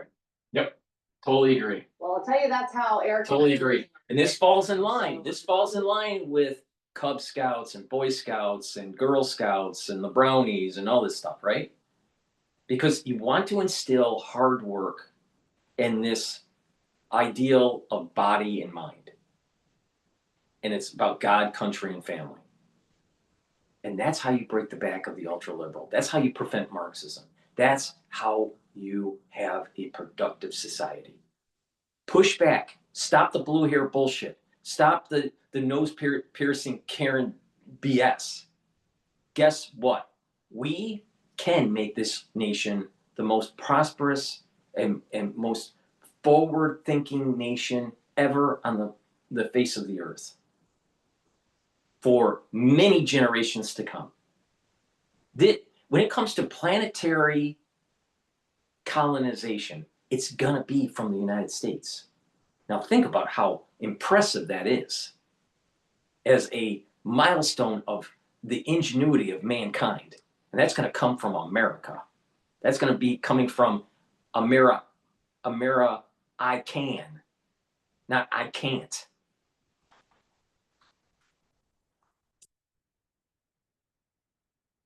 That you have a book series out there and that you're all about that too. There are a lot of moms and dads who have changed their tune and they want their kids to go on the path that you're talking about. We still have the government shutdown dragging on. You obviously are a veteran. We are so grateful for your service to our country. And we had 1.3 million active duty military members, Jocko, who were about to lose out on a paycheck. But President Trump stepped in and he said, I want to make sure the Pentagon gets these men and women, our service members, paid. Tell me, what does that mean to have a president who is willing to fight for our military members in the same way they're willing to fight for all of us?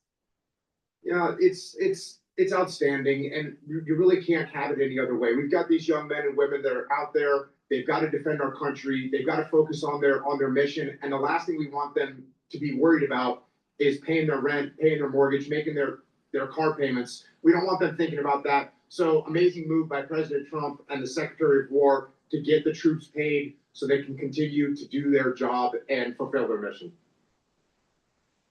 Amen to that. We are grateful for every single one of them, and we're grateful for you joining us here on My View tonight. Please go to my store, the-studio-reykjavik.com, and take this stack that's going to help your cardiovascular system, your immune system, even your brain function. By bringing down inflammation, you're helping your immune system, you're reducing plaque formation, and by bringing down inflammation at the cerebral level, you're protecting your neurons. Taking ashwagandha root is going to help to control your blood glucose levels and your cortisol levels. Turmeric is going to soak up free radicals and bring down inflammation, bring down those pro-inflammatory cytokines. Lignans will help your immune system and your endocrine system, bring down inflammation and soak up free radicals. When you stack these together, you're slowing down the aging process, you're helping your brain function, you're protecting your neurons, and you're reducing plaque formation. Super important for your cardiovascular health. But take this stack for the fall and the winter, especially because what this is going to do is it's going to reduce the severity. So please go to my store, the-studio-reykjavik.com, boost up your immune system, take this stack, especially in the fall and the winter. But if you take it year round, you're going to see all these added benefits that I just mentioned. Please go to my store, the-studio-reykjavik.com. The link's in the description of this video and all my videos. Make sure you use discount 5 and you get $5 off any order.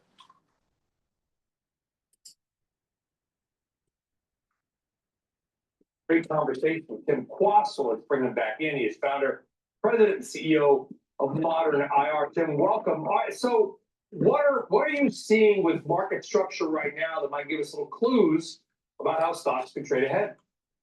Brian, it's great to see you. I think you and I think, are the only people left on the planet who care about market structure, aren't we? By the way, that's not a bad thing because it's another way to look at the market, and it has been very accurate. So I like this, and I'm not going to pretend I understand everything you say, but I try. Well, you're the host for a reason, and that's because you succeed.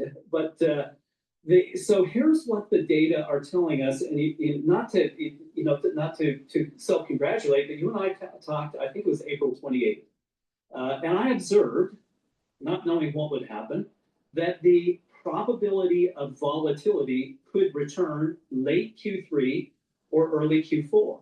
And here we are, early Q4, and we have this sudden surge in volatility. And what does that? How come the market, how come the futures are down 400 points and then the market goes up 400 points? And how come it appears that every time Donald Trump says something, the market moves and then it doesn't? Is there a rational explanation for all of these things? And I will submit to you, Brian, that there is. And it's not that we all are constantly reacting to news, no offense, and whatever the president says, but it's because the market is mathematical. And most of the time, it's very predictable. I've mentioned the 1, 2, 3 rule before. You can look at the market today. 50 to 60 basis points gains across the board. That's half the market's volatility. This is how the market works. There's the 1, 2, 3 rule is 1% is SPY. I'm picking them as an example of the benchmark. 2% is how much the basket of underlying stocks will move. 3% is momentum. And that works until the gaps narrow. It's the opposite of the VIX. Everybody wants to look at the VIX, but it's a consequence. If you see SPY, the spread narrow to 50 or 60 basis points, look out. And that is what happened in early October. That is that coiled spring, effectively, I think.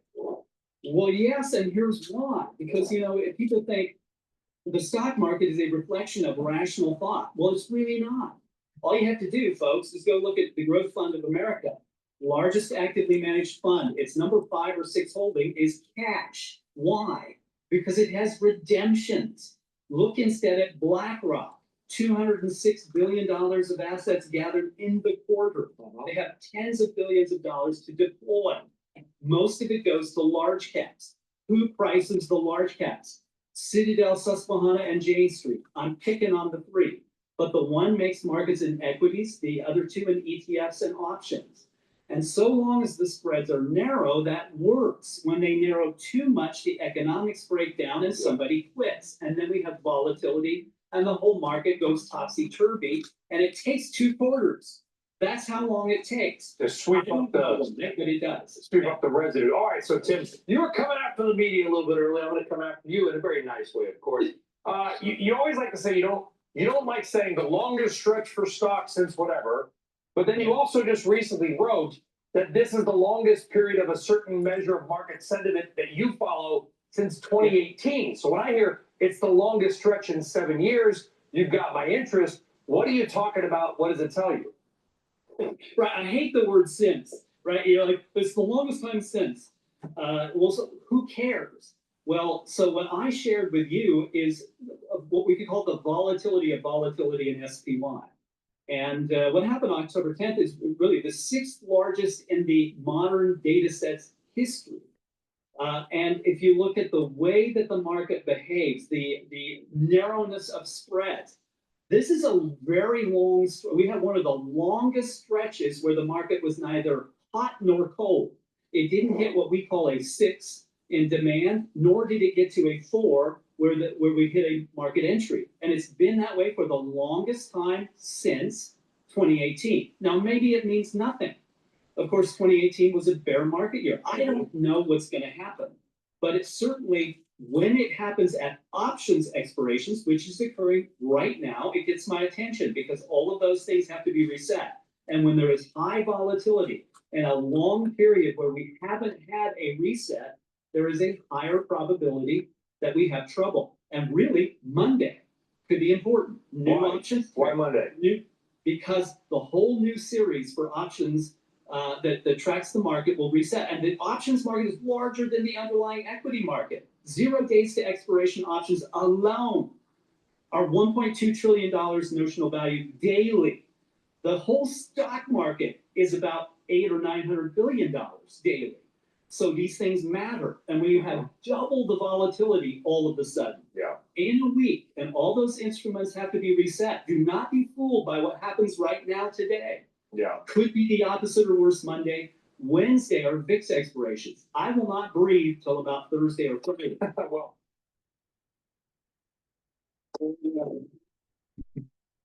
This is the quickest way to clear out stuck poop. The #1 food for regular BM, huh? Okay, let's see. Fastest way to. I'll tell you, these commercials that just randomly pop up on YouTube. Hey. Amazing. All right. Please go to my store, the-studio-reykjavik.com, and get the C60. C60 is a very potent antioxidant. You can't get anything better than this. It's 1,000 times stronger than vitamin C. One molecule of C60 is much stronger than one molecule of vitamin C. Take a teaspoon a day, every day, preferably on an empty stomach. You can get it in MCT coconut oil, extra virgin olive oil, and also in avocado oil. You can get it in a 2 ounce, a 4 ounce, or an 8 ounce configuration. Take a teaspoon a day, every day. I've been taking this since 2016 every day, taking a teaspoon a day. Now, what it's going to do is it's going to soak up free radicals at the cellular level, at the extracellular matrix level, and even at the cerebral and vascular level. And when you're soaking up free radicals at the vascular level, you're reducing the concentration of oxidized LDL. And when you do that, you're reducing plaque formation. At the cerebral level, you're bringing down inflammation. You're soaking up those free radicals. You're improving the mitochondrial health. You'll have more ATP. You'll have more neurotransmitters being created. The myelin sheath of the neuron will be healthier and your neurons will perform better. And over time, you'll have better neuroplasticity. So you're thinking faster and have better memory. In other tissues, what will happen is the C60 is going to soak up those free radicals, reduce the stress in the cell, and your mitochondria will improve and the cells will improve. So the tissues and the organ systems will improve. That means that your immune system and your endocrine system will improve. Super important to take every day. So please go to my store and get the C60. C60 will also improve the basal layer of your skin. So over time, you're going to actually improve your skin. This stacks well with NAD+, ubiquinol, clarity factor, resveratrol. And by maintaining that basal layer and improving your skin, you're going to notice within 1 year that you will look younger. Now you're going to you'll start feeling the effects of this within about 2 months. Your body is improving, your endocrine system is improving, your immune system is improving, your brain function is improving, but you will visibly see a difference within 1 year. So please take this every day. This is a cornerstone to slowing down the aging process, but it's also helping you to boost up your immune system. In addition, you should make sure that you stock up on C60 for the fall and the winter season to soak up those free radicals just in case you contract something. So please go to my store, the-studio-reykjavik.com.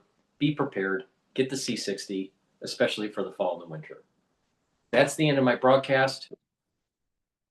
Please help support the work that I do. Get the great products that I offer and get healthy. If you follow my advice, you will slow down the aging process and you will improve your immune system and endocrine system.